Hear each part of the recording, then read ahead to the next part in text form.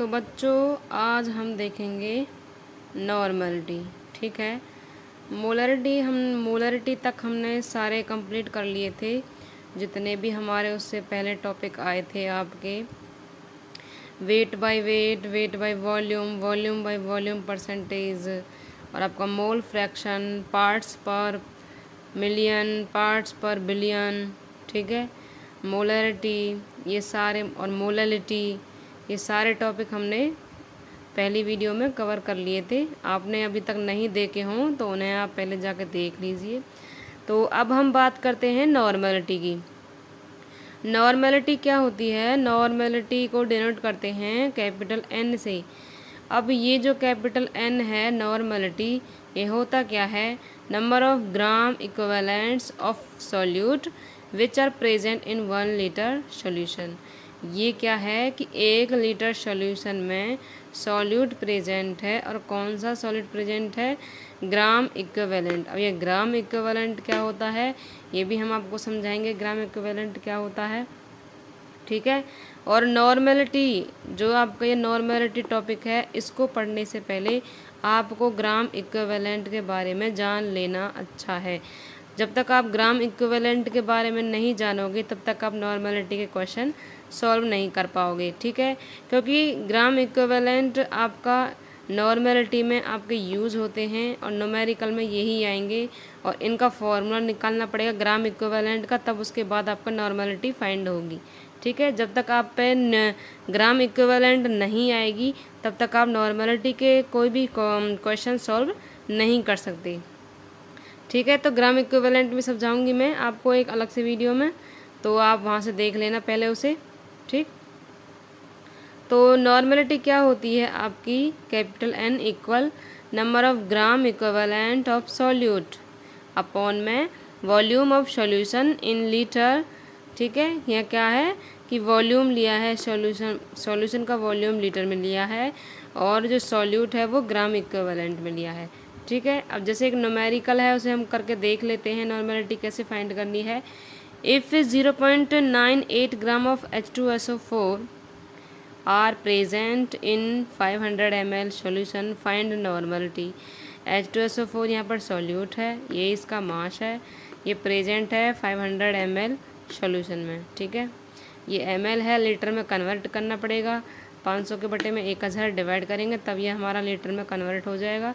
Normality find करनी है। Normality का फॉर्मूला ये रहा, इसे आपको लिखना पड़ेगा पूरा। इसे लिखने के बाद में अब number of gram equivalent of solute क्या है? नंबर ऑफ ग्राम इक्विवेलेंट मैंने बताया था ना कि नॉर्मलिटी को फाइंड करने के लिए सबसे पहले हमें ग्राम इक्विवेलेंट को समझना होगा। अब ग्राम इक्विवेलेंट का फॉर्मूला क्या होता है? गिवन मास अपॉन में इक्विवेलेंट मास। ठीक है, अब गिवन मास कितना है? 0.98। ठीक, अब ये गिवन मास 0.98 तो हो गया, लेकिन इक्विवेलेंट मास कैसे निकालें? अब इक्विवेलेंट मास निकालने के लिए भी फॉर्मूला, ये सारी चीज़ें आपको अलग से वीडियो में मिलेंगी, वहाँ जाके आपको देखनी पड़ेंगी, तब आपको ये सारी चीज़ें समझ में आएंगी। ठीक है, इक्विवेलेंट मास क्या होता है? मॉलिक्यूलर मास अपॉन में x। ठीक है, अब यहाँ पर मैंने इक्विवेलेंट मास को अलग से निकाल लिया है। इक्विवेलेंट मास निकाला है, मॉलिक्यूलर मास किसका? H2SO4 सॉल्यूट का, क्योंकि यहाँ पर सॉल्यूट की बात हो रही है। ठीक है, सॉल्यूट की जगह पे ही हमारी ये फॉर्मूला पुट हुए हैं, तो यहाँ पर सॉल्यूट का ही निकालना पड़ेगा। ठीक है, ये मत सोचना कि यहाँ पर निकालना किसका है, क्योंकि हमारा ग्राम इक्विवेलेंट सॉल्यूट का है और ये हमारे सॉल्यूट के फॉर्मूले पुट होंगे, तो यहाँ पर हमें सॉल्यूट का ही निकालना पड़ेगा। ठीक है, अब मॉलिक्यूलर मास कितना है H2SO4 का? आपका 98। ठीक है, अब इस 98 को 2 से डिवाइड कर दिया, और x की जगह पे क्या लिखेंगे हम? 2, और ये 2 से जब 98 कटेगा तो कितना आ गया हमारा? 49। ठीक है, अब ये जो 49 है ये क्या निकल के आया? Equivalent mass. अब इक्विवेलेंट मास को कहाँ रखेंगे? यहाँ इसके नीचे। अब गिवन मास 0.98 ग्राम है, इक्विवेलेंट मास कितना आया है? 49, ये मैंने रख दिया। अब वॉल्यूम सॉल्यूशन है वो लीटर में लेना है, 500 के बटे में 1000, वो मैंने यहाँ लिख दिया। ठीक है, इनको अब यहाँ से जो ये पॉइंट है इस पॉइंट को हटा देंगे, 0.98 है, जो ये 0.98 है इसको हम हटा देंगे। इसको हटाने के बाद पॉइंट के बाद 2 डिजिट हैं तो 49 के पीछे 2 जीरो आ जाएंगी, ठीक है। तो 98 के बटे में 49 00 अपॉन में 500 था 1000, ये 500 1000 1/2 बार कट जाएगा और ये जो 1/2 आएगा वो 2 ऊपर चला जाएगा 98 के पास में मल्टीप्लाई में, तो 98 × 2 और ये बटे में आ गया 4900।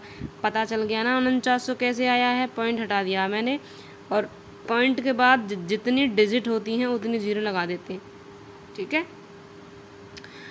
अब यहाँ से ये जो कटेगा, कटने के बाद में 4/100 आ गया, ठीक है। काट दो इसे, जैसे मैं काट देती हूँ इसे 49 से काट दूँगी मैं इसे 1, 49 1 और 98 ये 2 बार, 49 2 जो 98 ही तो होते हैं, ठीक है। और यहाँ 2 जीरो भी बच रही हैं मेरी, 2 ऊपर हैं और एक 2 ये है और नीचे कितना आ गया 100, ठीक है। और 2 का 2 मल्टीप्लाई कर देंगे 4 और नीचे कितना आया है 100, 4/100 इस तरह से आया है।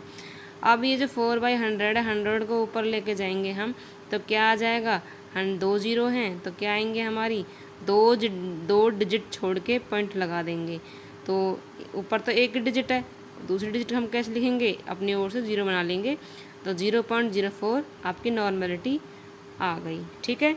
तो ऐसे हम नॉर्मलिटी फाइंड करते हैं और नॉर्मलिटी फाइंड करने से पहले आपको इक्विवेलेंट मास और इक्विवेलेंट आप ग्राम इक्विवेलेंट आपको समझना पड़ेगा और तभी आपको न्यूमेरिकल आएंगे, ठीक है। तो नॉर्मलिटी आपकी यही है, वैसे इतना है नहीं इनमें ग्राम इक्विवेलेंट और इक्विवेलेंट मास में, तो ग्राम इक्विवेलेंट आपका गिवन मास अपन में इक्विवेलेंट मास, फिर इक्विवेलेंट मास का निकालो, इक्विवेलेंट मास क्या होता है मॉलिक्यूलर मास अपन में एक्स, है कि नहीं।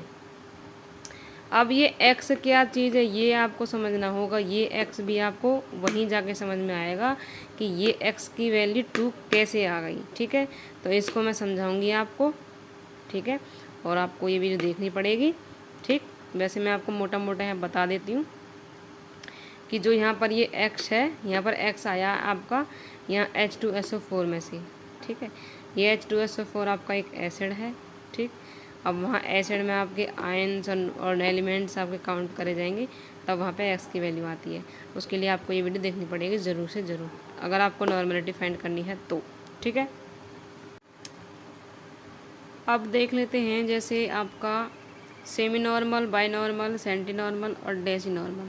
जैसे आपके मोलरिटी में आए थे ना आपके बाई मोलर और semi molar, molar, centi molar और डेसी मोलर, ठीक है। इसी प्रकार से नॉर्मलिटी में भी नॉर्मल मोलर की जगह पे यहाँ पर नॉर्मल है और वैल्यू आपकी वही रहेगी, ठीक है। सिर्फ मोलर की जगह पे नॉर्मल आएगा, ठीक, और वैल्यू आपकी वही है। सेमी के लिए 1/2, बाई के लिए 2, सेंटी के लिए 1/100, डेसी के लिए 1/10, ठीक है। जैसे क्वेश्चन है आपका find the mass of NaOH, क्या है आपका क्वेश्चन कि find the mass of NaOH, यहाँ पर NaOH का मास फाइंड करना है प्रेजेंट इन 250 ml, जो कि 250 ml में ऑफ ए सेमी नॉर्मल, एक सेमी नॉर्मल सॉल्यूशन है जिसमें आपका प्रेजेंट है 250 ml, ठीक है। क्या प्रेजेंट है आपका NaOH और इसका मास फाइंड करना है हमें, ठीक है। अब इसका मास फाइंड करने के लिए न्यूमेरिकल समझ में आ गया ना आपको, find the mass of NaOH, NaOH का मास फाइंड करना है जो कि प्रेजेंट है 250 ml of a semi normal of solution. Semi normal के लिए क्या करते हैं हम, सेमी नॉर्मल के लिए वैल्यू कितनी लेंगे, N की जगह पे 1/2, ठीक है। तो जहाँ हम फॉर्मूला पुट करेंगे नॉर्मलिटी का वहाँ N की जगह पे 1/2 लिखेंगे। जैसे हम यहाँ पर हमने फॉर्मूला पुट किया है, N इक्वल होता है आपका number of gram equivalent of solute, जो कि आपको पहले से ही पता है, ठीक है, नॉर्मलिटी का, और upon volume solution in litre, ठीक। ये इसका नॉर्मलिटी का फॉर्मूला है। अब नॉर्मलिटी N की जगह पे कितना लिखेंगे हम 1/2, 1/2 क्यों लिखेंगे, क्योंकि 1/2 हम इसलिए लिखेंगे क्योंकि हमारे न्यूमेरिकल में सेमी नॉर्मल पूछा गया है, एक सेमी नॉर्मल सॉल्यूशन है जिसमें सेमी नॉर्मल की जगह पे 1/2 लिखेंगे। अब ग्राम इक्विवेलेंट का फॉर्मूला क्या होता है, गिवन मास अपॉन में इक्विवेलेंट मास, ठीक है। अब हमारे पास और अपॉन में क्या है वॉल्यूम सॉल्यूशन इन लीटर। अब जो गिवन मास है वो हमारे पास है नहीं, मास ही तो फाइंड करना है हमें, ठीक है। लेकिन जो इक्विवेलेंट वेट है, इक्विवेलेंट वेट हमें फाइंड करना पड़ेगा। जो कि मैंने बताया था आपको। इक्विवेलेंट वेट क्या होता है आपका, इक्विवेलेंट वेट निकालने के लिए हम इक्विवेलेंट वेट कैसे निकालते हैं, ये मैंने फॉर्मूला अलग से पुट किया है।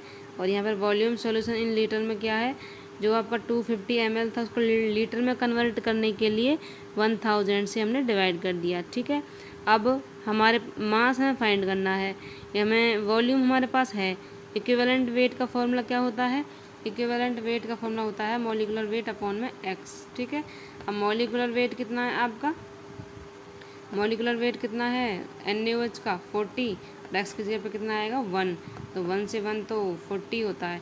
तो इक्विवेलेंट वेट कितना आ गया आपका 40 आ गया। तो यहाँ पर इक्विवेलेंट वेट की जगह पे कितना लिखेंगे हम 40। ठीक है, अब हमारे पास इक्विवेलेंट वेट भी है और वॉल्यूम है, मास हमें फाइंड करना है। अब हम यहाँ से इजीली मास फाइंड कर लेंगे हम। ठीक है ना, अब मास फाइंड करने के लिए क्या होगा 1/2 और मास के बटे में 40, और ये 250 1000 कितने बार कटेगा 1/4 बार कट जाएगा। ठीक है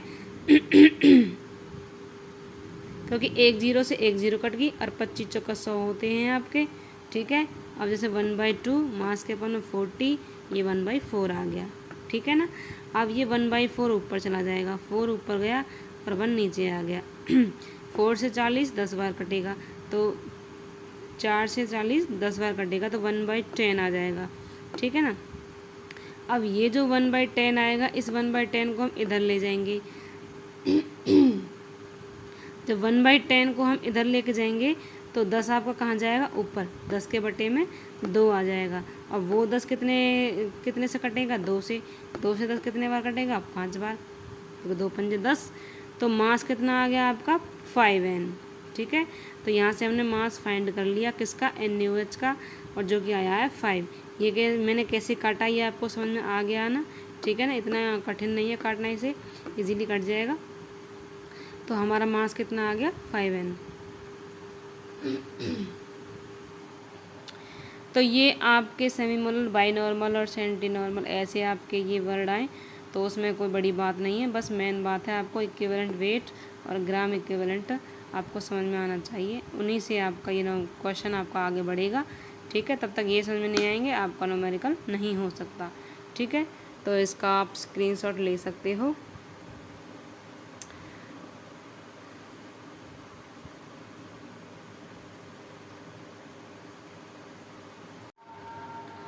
अब देख लेते हैं relation between normality and molarity. ठीक है, कि नॉर्मलिटी एंड मोलरिटी में क्या रिलेशन होता है इन दोनों के बीच में। तो नॉर्मलिटी का फॉर्मूला क्या होता है आपका, number of gram equivalent of solute upon में volume of solution in litre. ठीक है, ये जो नॉर्मलिटी है मेरे पास यहाँ पर जगह नहीं है, तो ये इसके बराबर में आएगा, ये n का फॉर्मूला नॉर्मलिटी का फॉर्मूला, और यहाँ पर इक्वल में लिख के फिर m का फॉर्मूला, ऐसे भी लिख लो या फिर ऐसे भी लिख लो। ठीक है, कोई बात नहीं, कोई दिक्कत वाली बात नहीं है। ठीक है, इक्वेशन बना के लिख लेना, चाहे 1 इक्वेशन और 2 इक्वेशन। ठीक है, मोलरिटी का फॉर्मूला क्या होता है, number of moles of solute upon में volume of solution in litre. ठीक है, ये नॉर्मलिटी का फॉर्मूला, ये मोलरिटी का फॉर्मूला, इन दोनों को क्या करेंगे डिवाइड करेंगे, तो नॉर्मलिटी के डिवाइड में करेंगे मोलरिटी। ठीक है, और नॉर्मलिटी क्या है आपकी, ये फॉर्मूला पुट कर देंगे, और मोलरिटी क्या है ये फॉर्मूला पुट कर देंगे। इन दोनों को हमने क्या कर दिया डिवाइड कर दिया N/M। ठीक है, अब क्या क्या चीज़ कट रही है हमारी वो हम कैंसिल कर देंगे। जो वॉल्यूम ऑफ सॉल्यूशन है इन लीटर में ये दोनों की सेम है, तो ये दोनों हमारी कैंसिल हो जाएंगी, और क्या क्या बच जाएंगी हमारी, number of gram of equivalent of mass upon में number of moles of solute. ठीक है, तो ये आपका N/M में आपका इतना बच गया। ठीक है, number of gram equivalent of solute, number of moles of solute. ठीक है, अब आगे क्या होगा, जो ग्राम इक्विवेलेंट है उसका फॉर्मूला पुट करेंगे, और नंबर ऑफ मोल्स कैसे फाइंड करते हैं उसका फॉर्मूला पुट करते हैं। तो ग्राम इक्विवेलेंट ऑफ सॉल्यूट हम कैसे निकालते थे, ग्राम इक्विवेलेंट को निकालते थे गिवन मास के अपॉन में मॉलिक्यूलर मास, मतलब गिवन मास अपॉन में मॉलिक्यूलर वेट। और नंबर ऑफ मोल्स कैसे निकालते थे, गिवन मास अपॉन में मॉलिक्यूलर मास। ठीक है, इन दोनों के फॉर्मूला को पुट करेंगे N/M में, तो जो नॉर्मलिटी n/m हमारे यहाँ तक निकल के आया, number of gram equivalent of solute और number of moles of solute, ठीक है, क्योंकि हमारे वो दोनों कट गए थे और ये हमारे बचे थे। अब हमें क्या करना है, अब हमें ग्राम इक्विवेलेंट इसका फॉर्मूला पुट करना है और नंबर ऑफ़ मोल्स कैसे फाइंड करते हैं उसका फॉर्मूला पुट करना है, ठीक है, ओके। जैसे मैंने n/m जो हमारा number of gram equivalent of solute है उसका फॉर्मूला होता है गिवन मास अपॉन में इक्विवेलेंट वेट। इक्विवेलेंट यहाँ पर वेट भी लिख सकते हैं, मास भी लिख सकते हैं, ऐसा कोई इश्यू नहीं है यहाँ पर हमारा कि वेट लिखना है या मास लिखना है। यहाँ पर हम कुछ भी लिख सकते हैं, वेट लिखो या मास लिखो, ठीक है। तो गिवन मास के अपॉन में इक्विवेलेंट वेट हो या मास हो, ठीक। अपॉन में number of moles of solute का फॉर्मूला गिवन मास अपॉन में मॉलिकुलर मास। ये आपने न्यूमेरिकल में बहुत सारे जो आपने न्यूमेरिकल किए थे उसमें आपने ये फॉर्मूला बहुत सारे पुट किए थे, तो आपको आसानी से पता होगा, ठीक है। और ये भी आप पढ़ चुके हो, ठीक है, कि ये इक्विवेलेंट ग्राम इक्विवेलेंट का फॉर्मूला हम कैसे पुट करते हैं, ठीक है। तो अब हम देखते हैं, ये हमने दोनों का फॉर्मूला पुट कर दिया। यहाँ दोनों का फॉर्मूला पुट करने के बाद देखें कौन कौन सी चीज़ कैंसिल हो रही हैं। गिवन मास दोनों सेम हैं और एक दूसरे के बटे में भी हैं, तो ये दोनों कैंसिल हो जाएंगे आपस में, ठीक है। अब ये कैसे कट रही हैं ये आपको पता होगा, इतना तो मैथ थोड़ी बहुत आती होगी, क्योंकि ये इसके बटे में है और इस पूरे के बटे में ये दोनों हैं, ठीक है। जब इन दोनों को हम ऊपर लेके जाएंगे तो मॉलिकुलर मास इसके मल्टीप्लाई में चला जाएगा और गिवन मास इसके मल्टीप्लाई में चला जाएगा इक्विवेलेंट के में। तो गिवन मास से गिवन मास कैंसिल हो जाएगा और ऊपर क्या बच जाएगा, मॉलिकुलर मास के अपॉन में इक्विवेलेंट मास, ठीक है। तो यह हमारा बच गया मॉलिकुलर मास अपॉन में इक्विवेलेंट वेट या इक्विवेलेंट मास। अब मॉलिकुलर मास का कोई फार्मूला होता है नहीं, मॉलिकुलर मास का तो कोई फार्मूला होता ही नहीं है।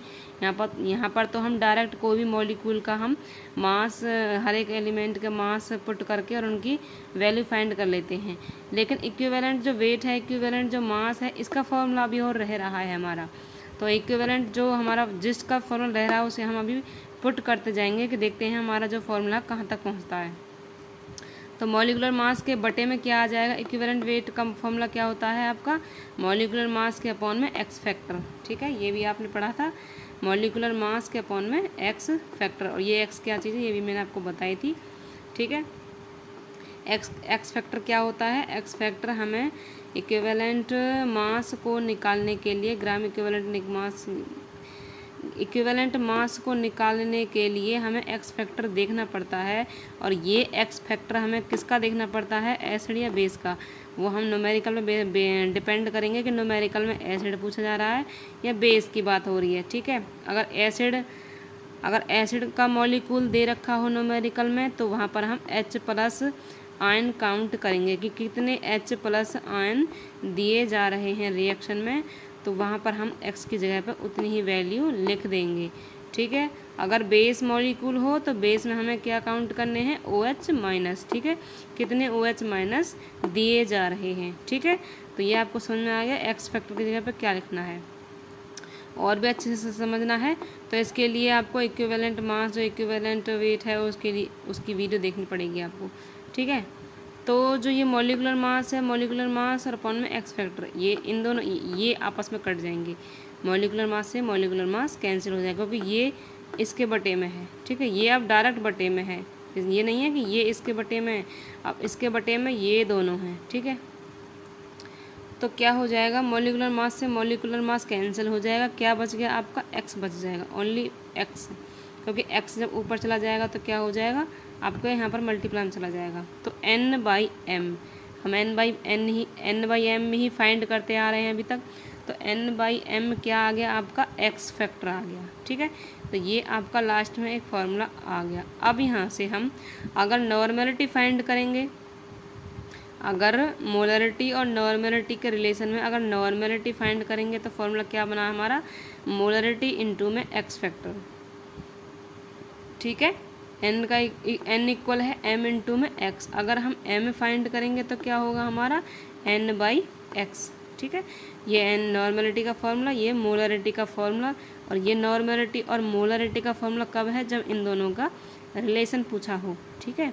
वैसे नॉर्मलिटी का फॉर्मूला अलग है और मोलरिटी का अलग है, ठीक है। अगर अलग एक एक करके पूछे कोई एक क्वेश्चन नॉर्मलिटी का, ओनली नॉर्मलिटी, तो आपको वो फार्मूला पुट करने हैं जो मैंने आपको पहले बताए थे। ये तो रिलेशन वाले फार्मूले हैं। अगर नॉर्मलिटी और मोलरिटी दोनों का रिलेशन पूछा हो तब आपको इन दोनों में से फार्मूला पुट करने हैं जो भी चीज़ पूछी हो, ठीक है। तो और भी और अच्छे से इनको हम न्यूमेरिकल से जानेंगे कि इनके रिलेशन के न्यूमेरिकल कैसे आ सकते हैं और उन्हें हमें सॉल्व कैसे करना है, ठीक है। तो आइए देखते हैं कुछ numerical relation between normality and molarity के। तो आइए अब हम न्यूमेरिकल देख लेते हैं। न्यूमेरिकल है आपका सबसे पहला, find molarity if normality equal है 0.2 n, ठीक है। नॉर्मलिटी दे रखी है और मोलरिटी फाइंड करनी है, और 0.2 n ये किसकी है? आपकी H2SO4 सॉल्यूशन की। H2SO4 क्या आपका एक एसिड है, और एसिड में हमने क्या देखते हैं एक्स फैक्टर, हम देखते हैं कि कितने H+ देगा। यहाँ पर कितना देगा हमने निकाल भी चुके हैं, जो कि हमारे 2 H+ देगा ये, ठीक है। तो जितने H+ देगा वो ही हमारी x की हमारी वैल्यू होती है। तो यहाँ पर नॉर्मलिटी का फॉर्मूला रख लेते हैं। नॉर्मलिटी का रख लो या फिर मोलरिटी का रख लो, कोई सा भी रख सकते हैं, ऐसी कोई बड़ी बात नहीं है। तो m हमें निकालना है, x हमारा 2 है, तो n कितना है 0.2 और m इन 2 में 2, ठीक है। 2 यहाँ पर बटे में चला जाएगा, 0.2 के अपन में 2, और यहाँ पर पॉइंट हटा देंगे, 1 0 या 2 के पीछे आ जाएगी, 2 के बटे में 20, 2 20 से 1 बटे 10 बार कट जाएगा, और ये यहाँ पर कितना आ जाएगा 0.1 m, ठीक है। बहुत ही इजी एंड सिंपल न्यूमेरिकल है, ठीक है। दूसरा न्यूमेरिकल देख लेते हैं, फाइंड नॉर्मलिटी। इसमें नॉर्मलिटी फाइंड करनी है और किस सॉल्यूशन की करनी है? H3PO4 सॉल्यूशन की, ठीक है। ये भी आपका एक एसिड है H3PO4, और यहाँ पे मोलरिटी कितनी दे रखी है 0.4, ठीक है। तो यहाँ पर कितना आया आपका x की वैल्यू कितनी आई 3, और यहाँ पर हमने क्या रखा है n निकालनी है, m 0.4 है, x 3 है, इन दोनों का मल्टीप्लाई करना है। पॉइंट हटाया, 1 0 नीचे गई, और यहाँ पर क्या आया मल्टीप्लाई में 3 आपका है ही, और ये 4 से 3 और 4 का मल्टीप्लाई हो जाएगा 12/10, और 1 0 है, एक डिजिट हटाएंगे पॉइंट लगा देंगे, तो 1.2 आपका n आ गया। ये आपका नॉर्मलिटी आ गया, इसमें आपका मोलरिटी आ गया। दोनों में आपका मोलरिटी और नॉर्मलिटी फाइंड करनी थी। तो आई होप आपको समझ में आ गया होगा कि relation of normality and molarity के न्यूमेरिकल कैसे आते हैं और उनको सॉल्व कैसे करते हैं, ठीक है। इतनी ज़्यादा कठिन नहीं है, आप करोगे तो आसान हो जाएगा, लेकिन आपको करके ज़रूर देखने हैं, ठीक है। अब देख लेते हैं नॉर्मलिटी ऑफ मिक्सचर। जैसे हमने मोलरिटी ऑफ मिक्सचर फाइंड किया था, वैसे ही नॉर्मलिटी ऑफ मिक्सचर भी सेम है, बिल्कुल मोलरिटी की तरह, थोड़ा सा भी डिफरेंट नहीं है। बस वहाँ पर m था और यहाँ पर n है, वहाँ मोलरिटी की बात हुई थी, यहाँ नॉर्मलिटी की बात होगी, ठीक है। मिक्सचर फार्मूले आपके वही रहेंगे, बट आपको ये नहीं है कि फार्मूला सेम है तो वो m में तो m में रहेगा, नहीं, m में की जगह पे n आ जाएगा। वहाँ मोलरिटी की बात थी या नॉर्मलिटी की बात थी, बस समझने के लिए ये है कि जो चीज़ वहाँ थी वही चीज़ यहाँ पर है कि नॉर्मलिटी ऑफ मिक्सचर, किसी भी मिक्सचर की नॉर्मलिटी कैसे फाइंड करते हैं। दो मिक्सचर को आपस में हमने मिलाया जाता है, वो मिक्सचर कैसे हो सकते हैं? एसिड प्लस बेस हो सकता है, या फिर एसिड प्लस एसिड हो सकता है, बेस प्लस बेस हो सकता है, ठीक है। ऐसा नहीं है कि एसिड एसिड से मिलाएंगे, एसिड के साथ बेस भी मिला सकते हैं, ठीक है। तो दो मिक्सचर को मिला सकते हैं हम कैसे, वो मिक्सचर आपके कैसे भी हो सकते हैं। तो यहाँ पर मैंने दो मिक्सचर लिए हैं, आपका एक सॉल्यूशन ये रहा और एक सॉल्यूशन ये रहा, ये N1V1 है, ये N2V2 है, ठीक है। इन दोनों को ऐड करने के बाद हमारा सॉल्यूशन जो मिक्सचर है पूरा वो यहाँ पर आया है। मिक्सचर क्या आया है? V1 प्लस में V2 और ये N, ठीक है। यहाँ पर क्या है हमारे number of gram equivalent of solute, और वहाँ पर क्या थे नंबर ऑफ मोल्स।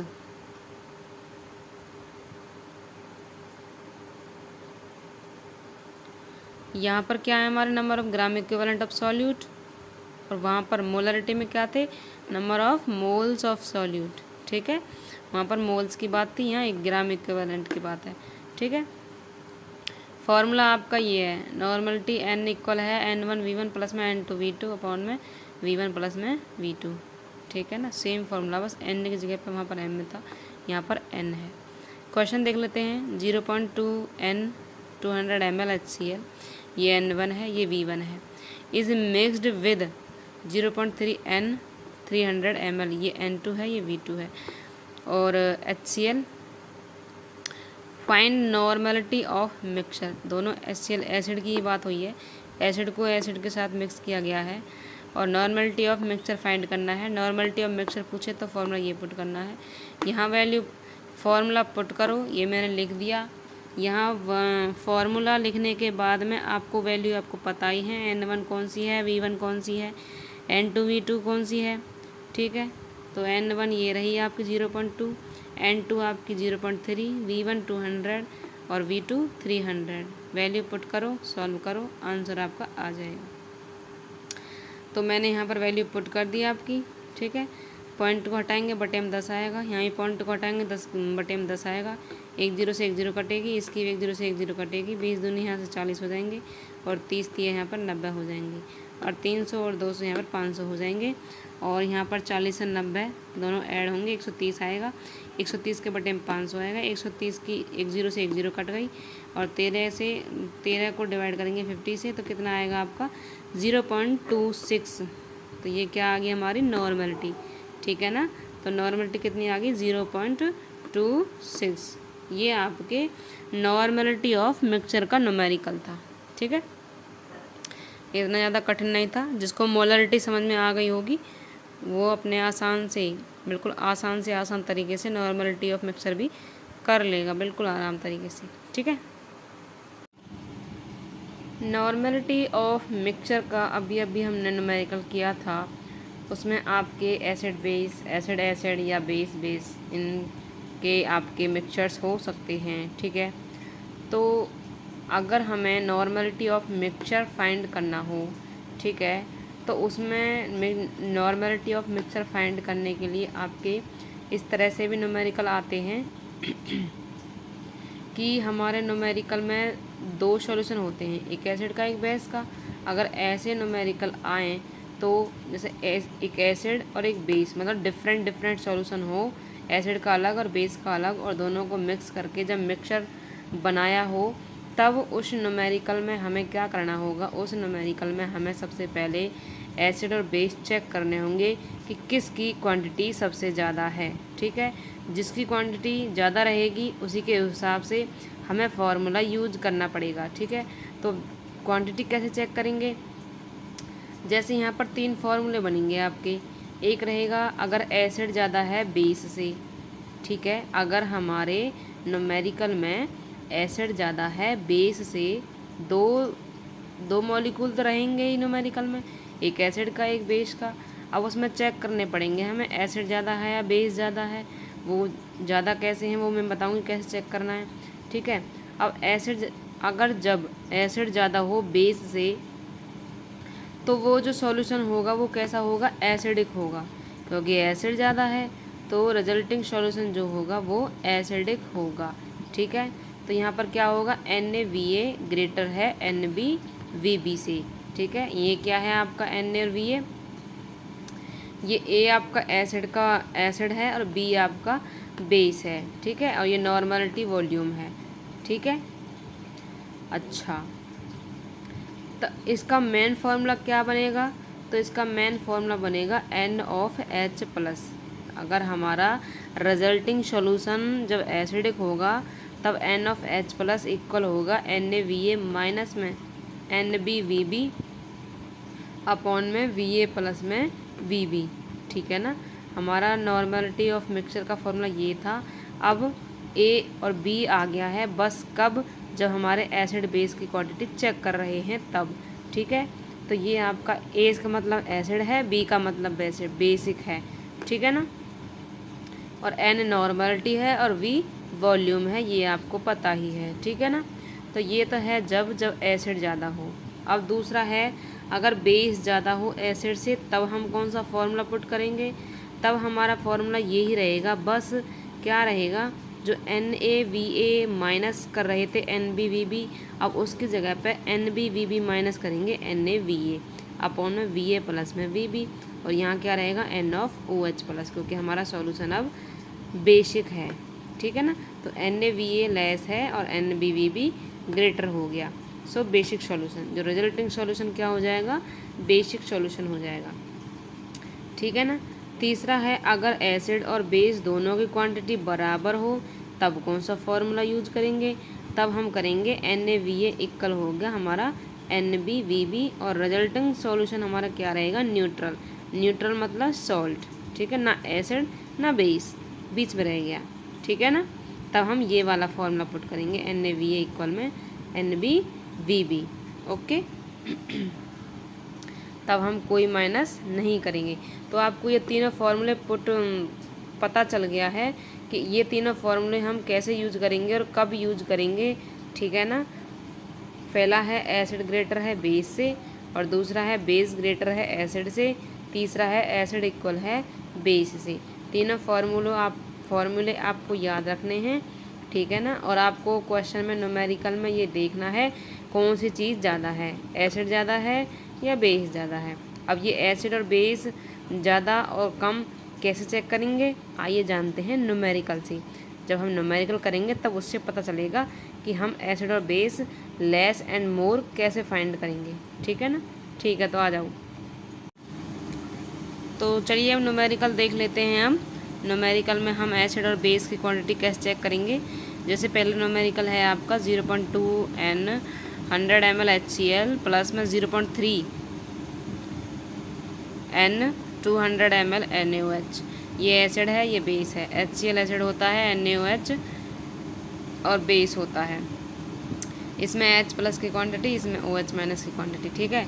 अब H प्लस की देखेंगे। H प्लस के लिए हमारा क्या होता है, एसिड के लिए NaVa। अब NaVa कहाँ है, ये Na है और ये Va है, ठीक है। ये नॉर्मलिटी है ये, और ये वॉल्यूम है।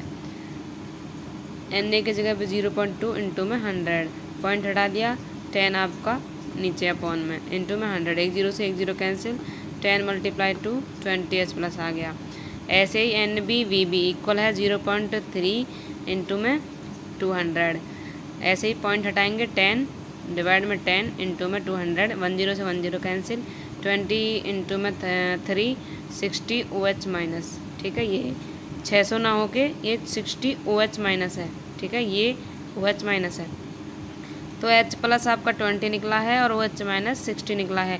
कौन सी क्वांटिटी ज़्यादा है, बेस, OH माइनस की ज़्यादा है ना। तो आपका बेस मोर है एसिड से, OH मोर है H प्लस से, 60 मोर है 20 से। तो हमारा रिजल्टिंग सॉल्यूशन क्या हो गया, बेसिक सॉल्यूशन हो गया, क्योंकि बेस ज़्यादा है, ठीक है ना। तो बेसिक सॉल्यूशन हो गया हमारा। अब हमारा NaOH माइनस का फॉर्मूला क्या था, NbVb माइनस में NaVa अपॉन में Va प्लस में Vb। NbVb माइनस में NaVa अपॉन में Va प्लस में Vb। अब NbVb कितना आया है 60, NaVa कितना आया है 20, तो 60 माइनस 20 अपॉन में VaVb कितना है आपका, Va 100 है प्लस में Vb आपका 200 है। तो 60 में तो 20 गए 40, और 100 और 200 300, और ये एक जीरो से एक जीरो कट गई, 4 से 30 आपका 2/15 बार कट गया। तो ये कितना आ गया आपका N, नॉर्मलिटी आ गया, 2/15 आपका N आ गया, ठीक है। तो इस तरह से आपको एसिड और बेस चेक करने हैं, ठीक है। आपको समझ में आ गया ना कि एसिड को कैसे चेक करना है, बेस को कैसे चेक करना है। तो आपको इस प्रकार से आपको एसिड और बेस की क्वांटिटी चेक करनी है, और फिर देखना है सॉल्यूशन आपका एसिडिक है या बेसिक है। एसिडिक होगा तो एसिडिक का फॉर्मूला, बेसिक होगा तो बेसिक का फॉर्मूला, ठीक है। NaVa NbVb, ठीक। दूसरा न्यूमेरिकल है जैसे आपका इफ़ 0.4 N 500 ml HCl, ये आपका Na है और ये आपका Va है। न्यूट्रलाइज मतलब कि इतने quantity HCl न्यूट्रलाइजेज 300 ml of KOH, 300 ml of KOH completely, find N of KOH solution। इसमें आपको क्या बताया है, ये जो सॉल्यूशन है ये न्यूट्रलाइज सॉल्यूशन है, इसमें ना एसिड चेक करना ना बेस चेक करना, ठीक है ना। क्योंकि इसमें पहले से ही बता दिया है कि HCl के सॉल्यूशन को न्यूट्रलाइज किया गया है 300 ml of KOH। 300 ml KOH acid को बेस के साथ न्यूट्रलाइज किया गया है कम्प्लीटली। और फाइंड क्या करना है, KOH सॉल्यूशन की नॉर्मेलिटी फाइंड करनी है। तो कैसे फाइंड करेंगे, हमारा न्यूट्रलाइज का फॉर्मूला क्या था, NaVA बराबर में NbVb, क्योंकि दोनों चीज़ बराबर है ना, एसिड और बेस दोनों को मिक्स कर दिया है, बराबर कर दिया है, तो हमारा ये वाला फॉर्मूला पुट होगा, ठीक है। अब NaVA कितना है 0, ये Na है ये Va है, 0.4 इंटू में 500 इक्वल है Nb हमें निकालना है, क्योंकि Nb हमारे पास है नहीं है, क्या है Vb है 300 ml, तो Vb की जगह पे लिख देंगे 300। अब पॉइंट हटा दिए, 4/10 इंटू में 500 और इक्वल है NB इंटू में 300। यहाँ से 1 0 से 1 0 कैंसिल और 50 की 4 से आपकी मल्टीप्लाई होगी 200 इक्वल में NB इंटू में 300। अब ये 300 इधर आ जाएगा इसके डिवाइड में, और NB बराबर कितना आ जाएगा 200 के बटे में 300, दोनों जीरो आपस में कट जाएंगी, तो NB बराबर कितना आ जाएगा 2/3। तो NB बराबर कितना आएगा 2/3 N। और यही पूछा था find N of KOH solution. तो KOH सॉल्यूशन की N कितनी आ गई 2/3, ठीक है। ये आपकी N है किसकी, KOH सॉल्यूशन की। तो इसमें आखिरी लाइन लिखनी है N of KOH solution is 2/3, ठीक है।